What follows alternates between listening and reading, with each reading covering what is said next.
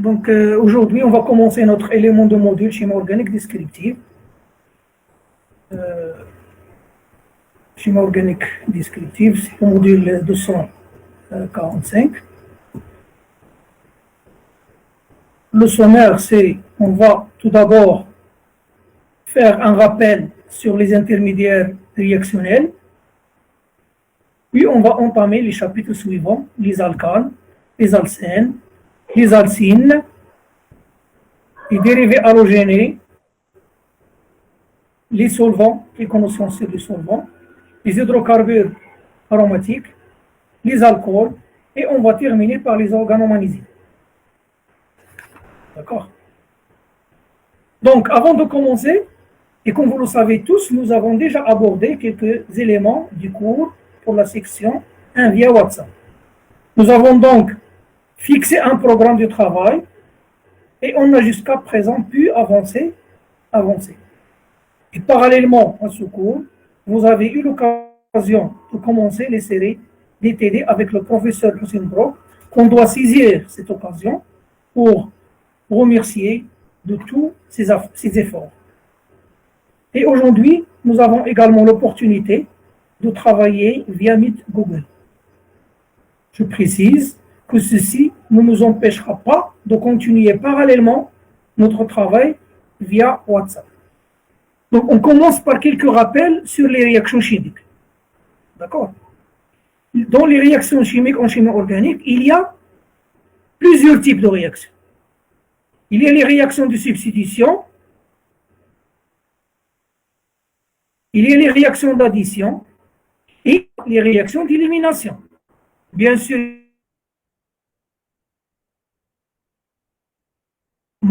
ces trois types de réactions. Donc, les réactions de substitution, il s'agit de substituer un groupement par un autre. Dans cet exemple-là, on a substitué le groupement Y par B. Dans les réactions d'addition, et on a vu ensemble que les composés insaturés, ils sont riches en électrons et ils peuvent effectuer des réactions d'addition, telles que les alcènes par exemple, plus AB, ils donnent ce composé-là qui est un composé saturé. Les réactions d'élimination, ce sont en quelque sorte des réactions inverses des réactions d'addition. Donc à partir d'un composé saturé, on peut éliminer le AB pour donner un alcène par exemple. D'accord?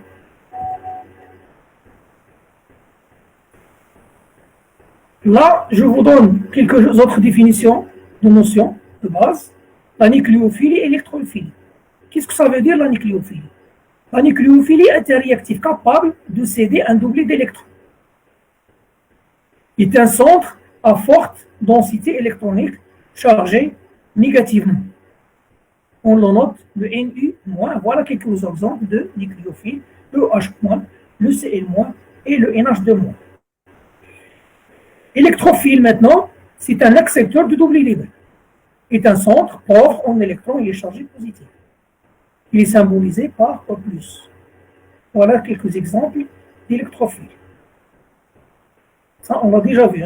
C'est pourquoi je pars un peu vite, parce qu'on a déjà discuté les effets électroniques et mésomères inductifs, et on a également discuté les mécanismes réactionnels et les intermédiaires réactionnels. Là, uniquement un petit rappel pour mieux approfondir vos connaissances en la matière. Donc, une réaction chimique, c'est quoi? Une réaction chimique, c'est un mélange de réactifs et il y a un mécanisme qui se passe entre les réactifs pour donner lieu au produit. Et comme vous l'avez déjà vu en BCGS1, en thermodynamique, une réaction n'est possible que si les produits, si delta G il est négatif. Ça veut dire que les produits sont plus stables que les réactifs. D'accord? Je vous donne ici un diagramme énergétique d'un cas de substitution nucléophile d'ordre 1. Vous avez ici le réactif Rx. C'est une réaction qui se fait en deux étapes. Vous avez l'énergie d'activation où le X il va se détacher de R pour former le R+. Et la deuxième étape, c'est l'attaque du nucléophile qui est chargé négativement, riche en électrons, pour former le RNU. Et bien sûr, il faut que le RNU soit plus stable que le Rx énergétiquement. Si vous remarquez ici, il y a formation de R+, de haute énergie, donc il est instable et il est réactif. On l'appelle un intermédiaire réactionnel. Voilà, ici R+, c'est un intermédiaire réactionnel, et on va voir qu'il existe d'autres types d'intermédiaires qui peut se former au cours du mécanisme d'une réaction chimique. Maintenant, je passe à l'aspect électronique d'une réaction. Donc, si on prend une liaison CY, par exemple, donc CY, il y a différentes façons de coupure. Si le carbone et Y, ils ont même électronégativité, on peut avoir une coupure homolytique. D'accord? Une coupure homolytique. C'est-à-dire, chaque entité, il part avec son électron et on arrive à former ici un radical. Le carbone qui porte un électron, c'est un radical. Ce genre de coupure, on le rencontre dans les réactions radicalaires. Comme on peut avoir des coupures hétérolytiques. Quand est-ce qu'on va avoir coupure hétérolytique? S'il y a une différence d'électronégativité entre le carbone et le Y. Si Y il a un effet moins I, c'est-à-dire il est attracteur d'électrons, et lorsqu'il est attracteur d'électrons, donc il peut partir avec le doublé. Et on aura formation d'un carbocation. Carbone chargé positif. Maintenant, si l'inverse, si le carbone il est plus électronégatif que Y, ou bien Y est électropositif, c'est-à-dire donneur d'électrons, on peut obtenir un C chargé moins, c'est-à-dire un carbanion. Donc, si vous voyez ici, on a trois sortes d'intermédiaires réactionnels. Il y a le radical, et il y a le carbocation, et il y a le carbanion. D'accord? Et ce genre de coupures-là, on les rencontre surtout dans les réactions ioniques. C'est comme dans le cas de l'hydratation des alcènes. Lorsqu'on a vu la réaction d'hydratation des alcènes, il y a la formation d'un carbocation lors de l'addition de H+. Maintenant, je passe à la stabilité de ces intermédiaires réactionnels. On commence par le carbocation. Le carbocation, il est chargé positif, il a une orbitale vide et il est hybridé sp2. Donc, ce carbone-là, il a une géométrie plane. Et puisqu'il est déficient en électrons, donc, il est stabilisé par des effets donneurs. Donc, si R1, R2, R3 ont des effets donneurs plus I ou plus M, le carbocation, il est stable. Voilà l'échelle de stabilité. Carbocation tertiaire, plus stable que carbocation secondaire, plus stable que primaire et plus stable que molaire. Concernant les radicaux, eh bien, les radicaux ont même une tendance de stabilité que les carbocations, parce qu'eux-mêmes, ils ont un électron, ils ont besoin d'un autre électron pour faire une liaison chimique. Donc, ils sont hybridés sp2, géométrie plane et même ordre de stabilité. D'accord? Concernant les carbanions ont une géométrie pyramidale. C'est comme l'ammoniac. L'ammoniac, il y a l'azote avec 3 liaisons d'hydrogène et un doublé libre. Donc, il a une géométrie pyramidale. Donc, le carbone, il est hybridé sp3. Ce carbanion-là, il peut devenir sp2 lorsqu'il entre en conjugaison. Parce que lorsqu'il entre en conjugaison pi maintenant ici, par exemple, on a déjà vu les formes conjuguées et les formes mésomères, on a une conjugaison pi sigma moins, donc il y a une délocalisation pour obtenir la deuxième forme 8, pour obtenir deux carbones hybridés sp2. Maintenant, la stabilité des carbanions. Eh bien, la tendance de stabilité des carbanions, c'est le contraire pour le carbocation. Pourquoi?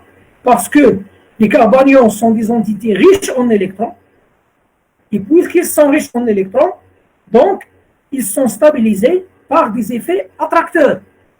Si R1, R2, R3 sont des effets attracteurs moins I ou bien moins M, les carbanions sont plus stables, donc la tendance de stabilité, c'est l'inverse qu'on a vu pour les carbocations. Donc si on a fini le petit rappel, Et on va commencer le premier chapitre sur les alcanes. Donc ici, je veux dire une chose, c'est que pour tous les chapitres qu'on va entamer dans cet élément de module, soit les alcanes, soit les alcènes, soit les alcynes, soit les halogénures d'alkyl, etc., on a trois parties. Pour chaque chapitre, on va discuter trois parties. La première partie, on va donner la définition. La deuxième partie, on va discuter les méthodes de préparation de cet hydrocarbure ou bien de cette fonction. Et la troisième et la dernière partie, là où on va discuter le mécanisme ou bien la réactivité de cet hydrocarbure ou bien la réactivité de cette fonction. Maintenant, la définition des alcanes, vous avez déjà vu ça dans le cours de C233S3. Les alcanes ont pour formule brute CnH2n plus 2. Ils sont solubles, voilà quelques notions, insolubles dans l'eau, ainsi que dans les solvants polaires. On va voir dans le cours du solvant, qu'est-ce que ça veut dire solvant polaire, solvant apolaire et tout ça. Ils sont eux-mêmes des solvants pour un grand nombre de composés organiques. Ils sont classés en divers types d'après leur structure. Donc vous avez vu en C233 les alcanes linéaires. Les alcanes linéaires, c'est-à-dire une chaîne linéaire, il n'y a pas de substituant, c'est la formule brute, c'est CnH2n plus 2. Vous avez également vu les alcanes branchés, ou bien les alcanes ramifiés. C'est la même chose, et ils ont même formule brute, CnH2n plus 2. Et vous avez également vu les alcanes cycliques. Donc les alcanes cycliques sont des composés saturés, mais on a quand même un cycle. Donc la formule brute, il change. C'est CnH2n. Les deux électrons, les deux protons qui manquent, c'est pour fermer le cycle. Voilà quelques exemples d'alcanes en modèle compact de méthane, l'éthane, de propane, et en modèle éclaté ou bien modèle moléculaire. Vous voyez ici clairement la géométrie, c'est une géométrie tétraédrique parce que tous les carbones sont hydridés sp3. Les méthodes de préparation. Donc, concernant les méthodes de préparation des alcanes, au niveau industriel, on peut préparer les alcanes uniquement en mélangeant l'hydrogène avec le CO. Mais au laboratoire, il existe plusieurs méthodes de préparation des alcanes. On commence par la réduction des composés insaturés.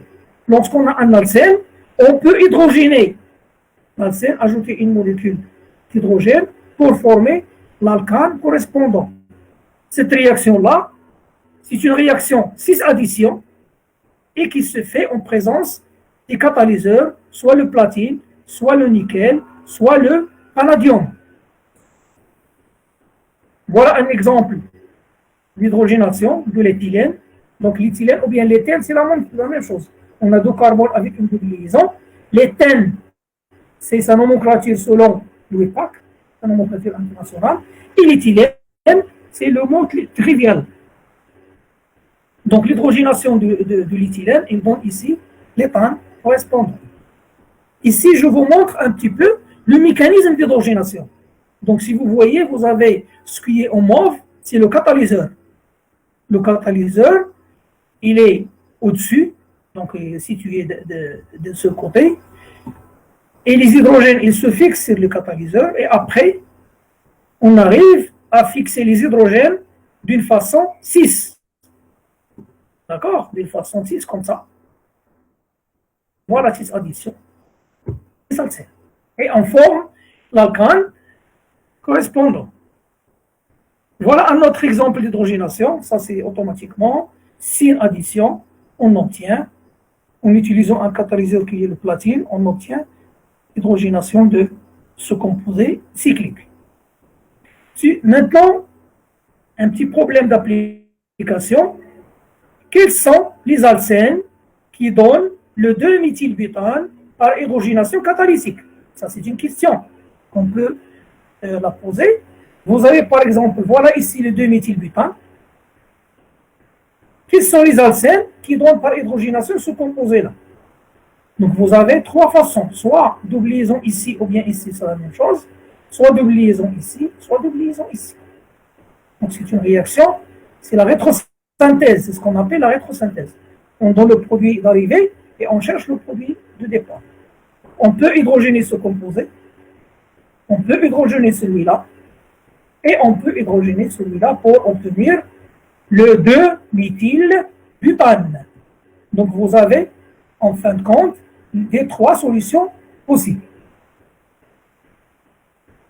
Réduction des alcynes maintenant. Donc comme on a la possibilité de réduire un alcène, hydrogéner un alcène pour obtenir un alcane, en utilisant une molécule de H2. Donc à partir d'un alcyne, si on utilise deux molécules de H2, on peut passer jusqu'à l'alkène correspondant. Et l'alcène consistera ici un intermédiaire. D'accord? Donc on passe par l'alcène, puis l'alcane. Donc c'est une réaction, c'est une hydrogénation sur support, hydrogénation catalytique en présence soit de platine, soit de palladium, soit de nickel. Et c'est une réaction 6 addition. À partir des halogénures d'alkyle, donc on peut former un alcane. Voilà une autre méthode de préparation des alcanes. C'est à partir des halogénures d'alkyle. Voilà, ici vous avez halogénure alkyle et vous avez H-.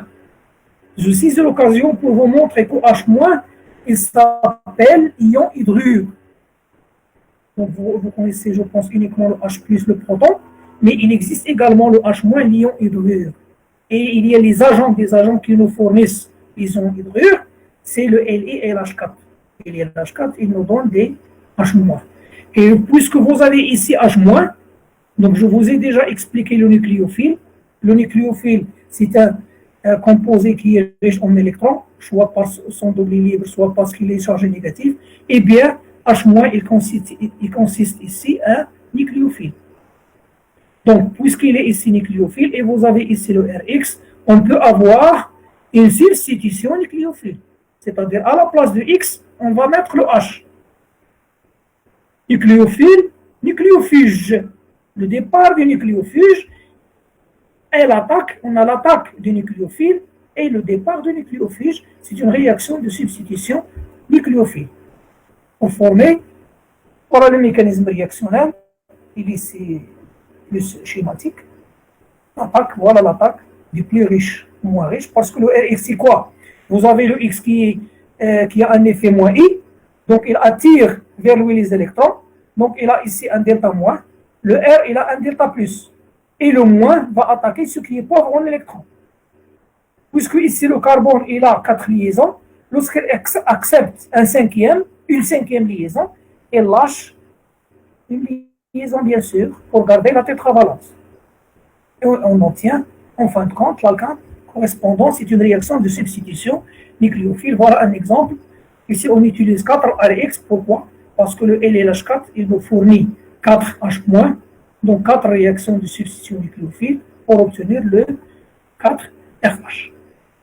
Ou bien, on peut utiliser carrément un métal.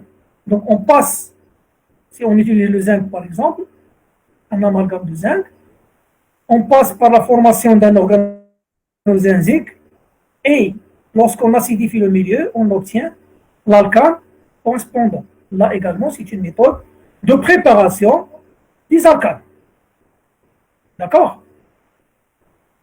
À partir d'un organomagnésien, donc vous savez maintenant qu'est-ce que ça veut dire un organomagnésien, on le prépare, on prend un halogénure d'alkyle, Rx, on lui ajoute des tournures de zinc métal, et le solvant c'est l'éther anhydre, c'est-à-dire il ne faut jamais utiliser de l'eau, parce que s'il y a l'eau, l'organomagnésien ne va pas se former. Et on va voir après, comment l'organomagnésien il peut réagir avec H2O. Donc, lorsqu'on forme ou bien lorsqu'on prépare les organomagnésiens, eh bien, on a ici inversion de polarité.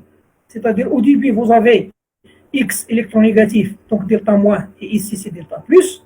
Mais lorsque l'organomagnésien se forme, on a inversion de polarité, c'est-à-dire le métal qui devient maintenant chargé positif, delta plus, et le R c'est delta moins. Donc, les organomagnésiens, on va voir ça lorsqu'on arrive au chapitre sur l'organomagnésien, il représente une source de nucléophiles. Et puisqu'ils représentent une source de nucléophiles, ils peuvent faire des réactions de substitution nucléophile. Donc vous avez ici le RNGX plus le Rx.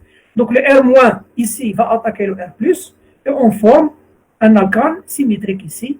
C'est en quelque sorte, on a allongé la chaîne hydrocarbonée et on a formé un alcane symétrique. Donc cette réaction-là, c'est une réaction secondaire des organomagnésiens. C'est-à-dire, si on utilise le RX en excès, lorsque le RMGX se forme, il va réagir avec le RX qui reste pour former l'alcane symétrique. Mais ici, c'est une réaction principale, parce qu'ils vont former les alcanes. Une autre réaction des organomagnésiens, c'est l'hydrolyse. Là également, vous avez H2O, c'est H plus ou H-, et vous avez RMGX, c'est R-. Donc le R- va attaquer le H+, et on obtient le RH, plus RMGX. Donc ici, vous voyez, lorsque je vous ai expliqué la dernière fois, qu'une entité chargée négative, il peut jouer le rôle d'un nucléophile, c'est ce qu'on vient de voir, et il peut jouer le rôle d'une base. Maintenant, dans ce cas, il a joué le rôle d'une base, parce qu'il a capté le proton. Donc c'est ça la définition d'un nucléophile, il est chargé négatif. S'il trouve un site électrophile, il va l'attaquer. S'il trouve à sa côté un hydrogène acide, il va l'arracher. Donc soit nucléophile, soit base. Et ça, c'est une réaction parasite des RMGX. Mais dans cette réaction, on l'a utilisé bien sûr, pour préparer un alcane. Les réactions de Wurtz. Donc les réactions de Wurtz, ce sont des réactions qui sont utilisées en présence de sodium ou bien de zinc pour préparer des alcanes symétriques. Des alcanes symétriques, ou bien pour faire allonger la chaîne alkyle, ou bien l'alcane. Par exemple, ici, si on utilise le méthyle, c'est H3X, ici on obtient l'éthane. Si j'utilise par exemple C2H5, je vais obtenir le butane. Donc toujours c'est une réaction qui forme un alcane symétrique ou bien qui tend à allonger, si on veut allonger par exemple la chaîne alkyle. On peut également, en utilisant cette méthode, on peut préparer des alcanes dissymétriques. Des alcanes dissymétriques, c'est-à-dire si on utilise au début pas les mêmes radicaux, mais des radicaux différents, toujours en utilisant les mêmes méthodes, on peut former des alcanes dissymétriques.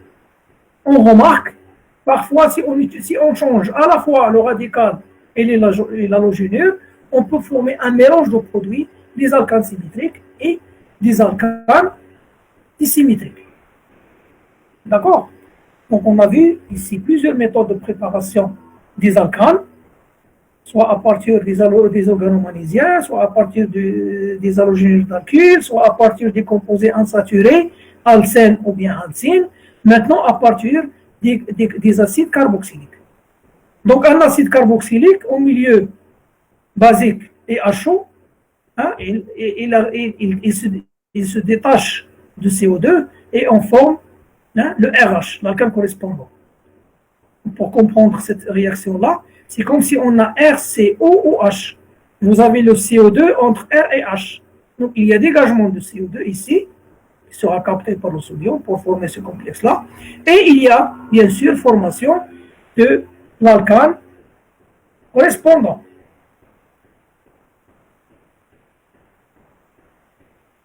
On peut également synthétiser les alcanes à partir d'ithiol ou bien d'ithioéther. Donc la réduction catalytique d'ithiol, on peut former l'alcane correspondant avec un dégagement de H2S.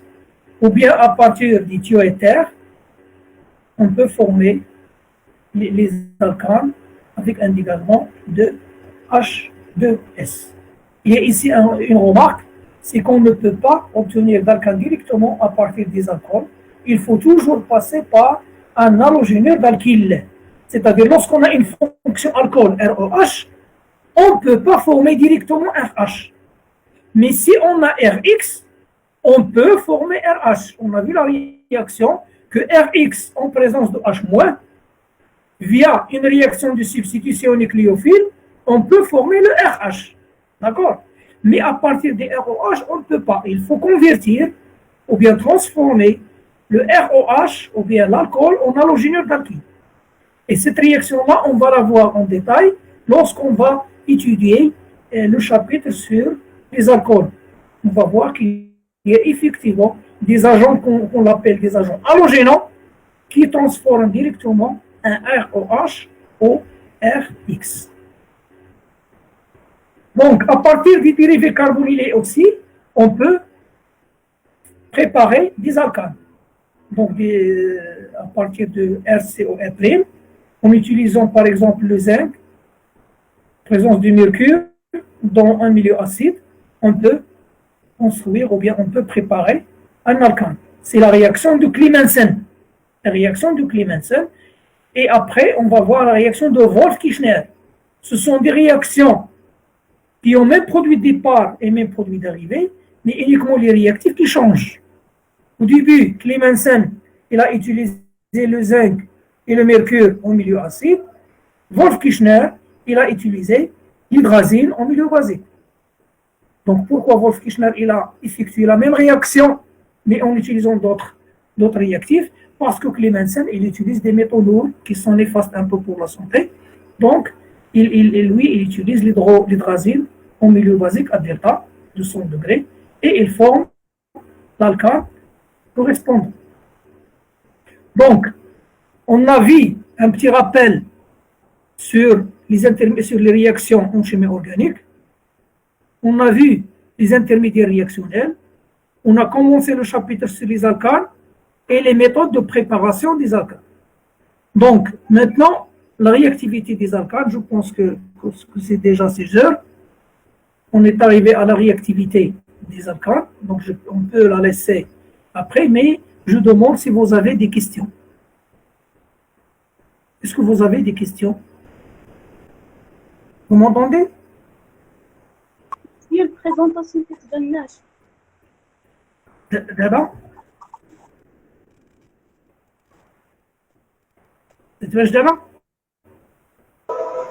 لا. كتبان بزاف. Est-ce qu'il y a des questions? Est-ce que vous avez des questions? Vous avez quelque chose après? Vous avez quelque chose après ou bien on continue? Oui, monsieur, on a un cours. À quelle heure? À quelle heure vous avez le cours? Vous aurez le cours? À 16h30. Hein? 4:30. 16h30. Donc, on arrête ici? Continue. Si vous voulez qu'on continue, puisqu'on a perdu un peu de temps, on continue à 10 minutes. Si vous êtes d'accord? Si vous êtes d'accord? Oui, d'accord. Oui, monsieur, d'accord. De toute façon, Oui, d'accord, monsieur. de toute façon, on est déjà avancé, donc on peut continuer. Maintenant, la réactivité des alcanes. S'il vous plaît, la réactivité des alcanes. Donc, vous savez qu'un alcane, c'est un composé saturé. Qu'est-ce que ça veut dire un composé saturé? Un composé qui a uniquement des liaisons carbone-carbone, carbone-hydrogène. C'est ça. Donc, ce composé-là, cette structure-là, il faut toujours essayer, lorsqu'on vous demande la réactivité de quelque chose, il faut schématiser la fonction. Et à partir du schéma, vous pouvez tirer plusieurs informations sur la réactivité. Donc, lorsqu'on voit un alcane, automatiquement, l'alcane, il n'est pas riche en électrons. Donc, il ne peut pas... sa représentation. لا دابا ما كاينش دابا غير تنهضر. Seulement j'explique. Ce que je dis, il n'existe pas sur le diapo. D'accord? Il faut écouter, d'accord? Oui? Vous m'entendez? Oui, oui. Oui, monsieur. Ce que j'explique n'existe pas sur les diapos. C'est une explication. D'accord? Donc, les alcanes, ils ne sont pas riches en électrons. Ils ne contiennent ni en saturation, ni double liaison, ni triple liaison. Il y a uniquement des liaisons covalentes. Carbone-carbone, carbone-hydrogène. Donc, puisqu'ils ne sont pas riches en électrons, donc ils ne peuvent pas faire des réactions d'addition. Qu'est-ce qu'ils peuvent faire? puisqu'il n'y a pas également une différence d'électronégativité entre carbone-carbone, carbone-hydrogène. Donc, ils ne peuvent effectuer que des réactions de substitution radicalaire. Voilà la réactivité des alcanes. Il est limité aux réactions de substitution radicalaire. Et les réactions de substitution radicalaire, ils sont initiés par voie photochimique ou bien par voie thermique ou l'utilisation du peroxyde. Et les réactions radicalaires, ils sont utilisées en trois étapes. Le mécanisme des réactions radicalaires est en trois étapes. Il y a l'étape d'initiation, il y a l'étape de propagation et il y a l'étape de terminaison. Lorsque vous entendez parler de réaction radicalaire, automatiquement, vous devez penser aux trois étapes. Initiation, fabrication de l'initiateur, propagation, c'est donc le déclenchement de la réaction et la formation du produit, et enfin, la phase de la terminaison. Qu'est-ce que ça veut dire la phase de la terminaison? C'est la phase où on aura duplication des radicaux qui restent dans la solution. Voilà, j'explique. Vous avez le bilan. Vous voyez le diapo maintenant? Oui? Oui, monsieur. Oui, monsieur. Donc, vous avez un alcane ici, et vous avez le X2. Ça, c'est l'équation bilan. Donc, toujours, il faut différencier entre l'équation bilan et le mécanisme. L'équation bilan, on a réactif, produit. Le mécanisme, on détaille comment on est arrivé au produit.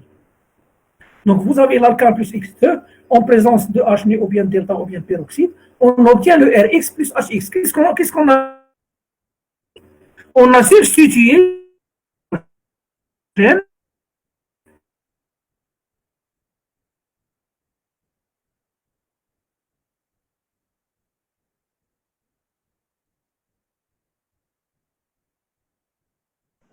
substitution.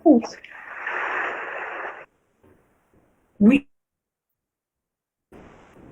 Est-ce que vous m'entendez?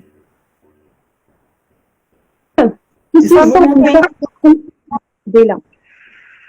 Oui, monsieur Kansner. Il y a une faute de connexion. Oui. Je répète. Vous avez ici, voilà le bilan de la... Donc, toujours, il y a le bilan de la réaction et il y a le mécanisme de la réaction. D'accord? Le bilan de la réaction, on vous donne réactif, produit. D'accord? Le mécanisme de la réaction, on détaille le mécanisme, c'est-à-dire la façon comment on est arrivé à former ce produit-là. D'accord? Est-ce que vous m'entendez? Est-ce que vous m'entendez? Oui. Oui. Donc, si vous voyez ici le bilan de la réaction, qu'est-ce qu'on a fait? On a éliminé le H et on a mis à sa place X. Donc, c'est une réaction de substitution. D'accord? Mais quel type de substitution? Parce qu'on a ici un alcane et on a ici le H nu, delta ou bien le peroxyde, on a une substitution radicalaire. Donc, je vous ai dit que toujours, lorsque vous voyez dans une réaction H nu, delta, peroxyde, donc, automatiquement, c'est une réaction radicalaire. Voilà le mécanisme. Voilà, je vous donne par exemple ici un exemple de chloration de méthane. Donc, qu'est-ce qu'on veut? On veut remplacer le H par Cl. C'est ça la chloration de méthane. On a le CH4 et on peut former le CH3Cl. Oui ou non? Allô? Vous m'entendez? Oui. Oui. Oui, monsieur. Donc, on a ici le CH et on veut former, tu vois quelle c'est? La flèche, tu vois? La flèche, tu vois la flèche? Oui. Donc, on a ici le CH et on va la remplacer par le chlore. D'accord? Donc, cette réaction-là, elle se fait en trois étapes. Il y a l'étape d'initiation. Qu'est-ce qu'on fait dans l'étape d'initiation? On forme le Cl point. C'est ce qu'on appelle initiateur de la réaction. Et lorsqu'on forme le Cl point, on passe à la réaction de propagation. Donc, le Cl point, il va attaquer le méthane. Donc, on forme le HCl et le CH3 point. C'est un radical. La deuxième réaction, toujours la propagation, il se fait en deux réactions. On forme le radical, plus CH2, Cl2, et on forme le CH3Cl avec le Cl point. Toujours, il faut régénérer l'initiateur. C'est comme si on a un catalyseur. Ici, Cl point, on le régénère à la fin de la réaction, et on a formation de CH3Cl. Maintenant, on a fini ma réaction, je passe à la phase de terminaison. Qu'est-ce que c'est que la phase de terminaison? C'est là où il y a duplication de tous les radicaux qui restent en solution. Si on a Cl point, ils vont s'accoler pour former Cl2. Si on a R point, ils vont s'accoler pour former le R2. Si on a encore des CH3 et des Cl point qui restent, ils vont s'accoler pour former le CH3Cl. Il y a une chose qu'il faut préciser, c'est lorsqu'on a deux façons. Lorsqu'on a deux façons de former deux radicaux. Par exemple, ici, c'est l'exemple que je vous ai déjà donné. Par exemple, vous avez ici le CH3, CH3, CH3, CH. Donc, c'est une réaction de substitution radicalaire. Et dans ce composé-là, ce n'est pas la même que celui-là. Ici, on a une seule façon de substituer le métal, donc n'importe quel H, c'est la même chose, seulement il faut remplacer un H par un chlore et on obtient le même produit. Par contre, ici, non. Ici, il y a deux façons de substituer radicalement ce composé. Il y a ce H, ou bien ce H, ou bien ce H-là, sont équivalents, et il y a l'hydrogène qui est au milieu. Donc, les radicaux qui se forment dans la phase de propagation, soit c'est H2 point, soit C point. Et dans le rappel, on a vu qu'un radical secondaire, il est plus stable qu'un radical primaire. Voilà, le radical secondaire, il a capté un Cl point. Voilà le radical primaire qui a capté un Cl point. Donc, le produit majoritaire, c'est celui qui correspond au radical secondaire. Donc, lorsqu'on a une seule façon de substituer radicalement le proton, on n'a pas de problème. Mais lorsqu'on a plusieurs façons, il faut voir le radical le plus stable, c'est celui qu'on va le substituer radicalement. Les alcanes, comme tous les autres composés, ils peuvent également subir des réactions d'oxydation. Donc, la réaction d'oxydation d'un alcane, c'est la réaction de combustion que vous connaissez. En présence d'oxygène, il donne CO2 plus H2O. Donc, on a fini le chapitre sur les alcanes. Maintenant, si vous avez des questions, je suis à votre disposition, ou bien si vous voulez qu'on discutera ça lors des séances de WhatsApp, comme vous voulez. Je vous entends. C'est mon nez. Est-ce qu'il y a des questions? C'est quoi la différence entre... Oui. C'est quoi la différence entre substitution nucléophile et radicalaire? Substitution nucléophile, silence s'il vous plaît. Substitution nucléophile, comme son nom l'indique, on a un nucléophile. D'accord? On a un nucléophile qui va substituer un autre nucléophile, appelé nucléophile. C'est-à-dire lorsqu'on remplace le H-, il y a le X- qui va partir.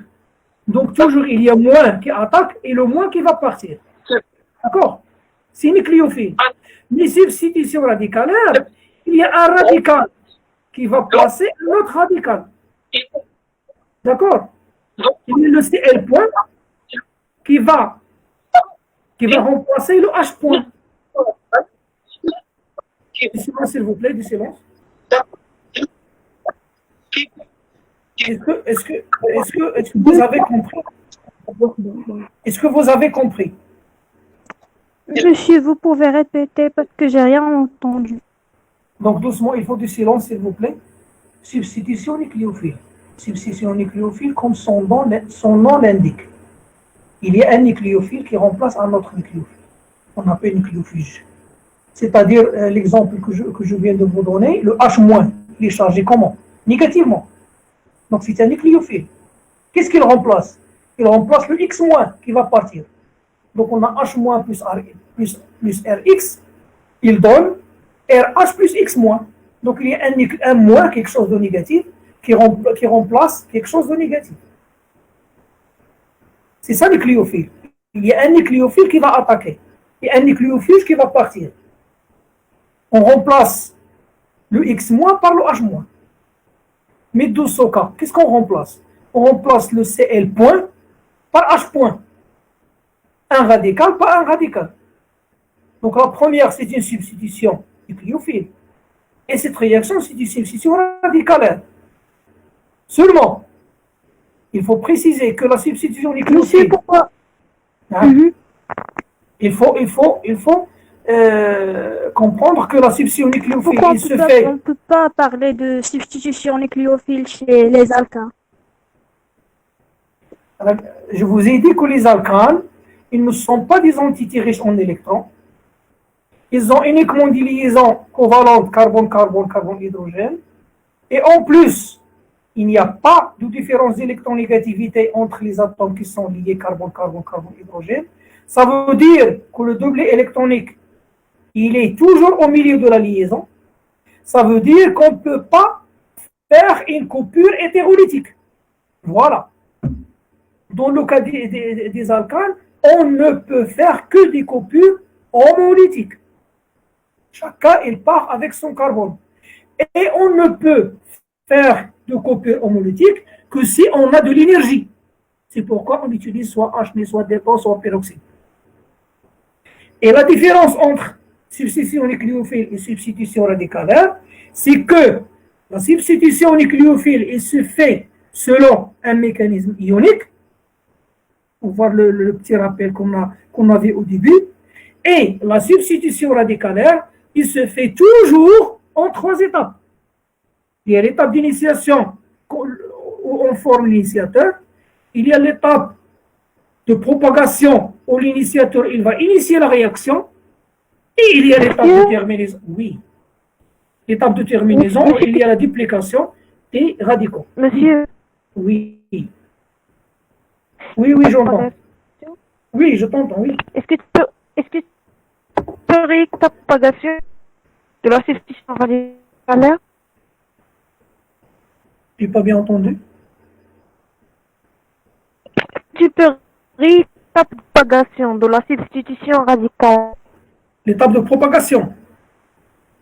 L'étape de propagation. Ah oui. Tu n'as pas bien compris. Pas bien. Voilà. Vous voyez ici le diapo. Vous voyez ici le diapo. Tu vois la diapo? Oui, monsieur. Oui. Voilà. Voilà l'exemple de la chloration des méthanes. L'étape d'initiation. Qu'est-ce qu'on fait dans l'étape d'initiation? Qu'est-ce qu'on fait dans l'étape d'initiation? On forme l'initiateur, le Cl point. Initiateur du radical. Où est Cl point? Cl point. Et Cl point, qu'est-ce qu'il fait? Il va initier la réaction de propagation. Et il faut la régénérer à la fin de la réaction. Le Cl point plus CH3H, il y a HCl, c'est-à-dire H point avec le Cl point, ils vont former le HCl, et on obtient le CH3 point, parce qu'ici on a fait une coupure homolytique. H point, CH3 point. Le H point va rejoindre le HCl, et on a formation du radical CH3 point. Le CH3 point plus une molécule de Cl2, il va nous donner le produit de la réaction qu'on cherche, plus l'initiateur de départ. C'est ça la réaction de propagation. Et on a ici formation de notre produit. Et il reste la phase de terminaison qui n'est autre que des duplications des radicaux qui restent dans la solution. Est-ce qu'il y a d'autres questions? Merci, monsieur. Est-ce qu'il y a... Pas de quoi? Est-ce qu'il y a d'autres questions? Je pense que, vu ce qu'on a déjà vu, Monsieur. Oui, il est là. Pour la mécanisme d'oxydation. Non, il n'y a pas de mécanisme ici, c'est une réaction de combustion. Il faut uniquement équilibrer la réaction. Vous avez déjà vu la réaction de combustion. Un alcane plus l'oxygène, il donne toujours CO2 plus H2O et on essaie d'équilibrer ici la réaction. Il n'y a pas de mécanisme. D'accord? Oui, monsieur. D'accord, monsieur, merci. Est-ce qu'il y a d'autres questions? Monsieur, Donc je pense,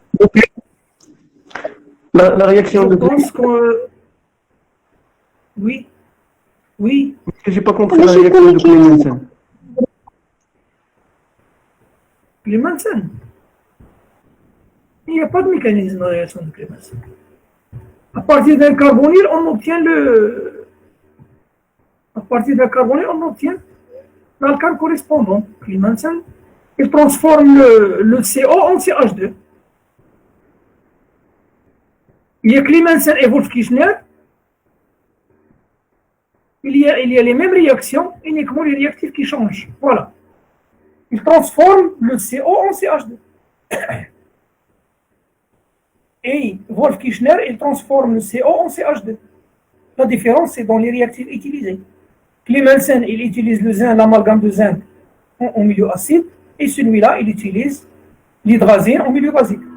Tout simplement. Ok, merci monsieur. Pas de quoi. Donc je pense qu'avec ce qu'on fait parallèlement avec cette séance-là, vous avez bien compris le chapitre sur les alcanes. Donc le vendredi prochain, on va commencer le monsieur, chapitre sur les alcènes. Oui, là, là. ماشي كنا كاين في داك لي جروب واتساب نعم.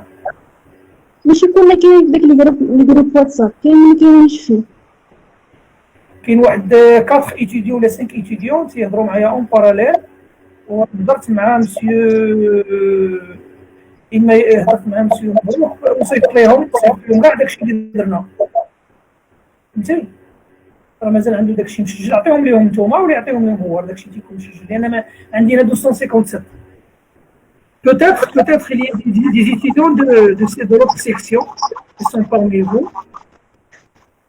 Mais la seule façon de suivre ce cours, c'est qu'il faut travailler avec eux ou bien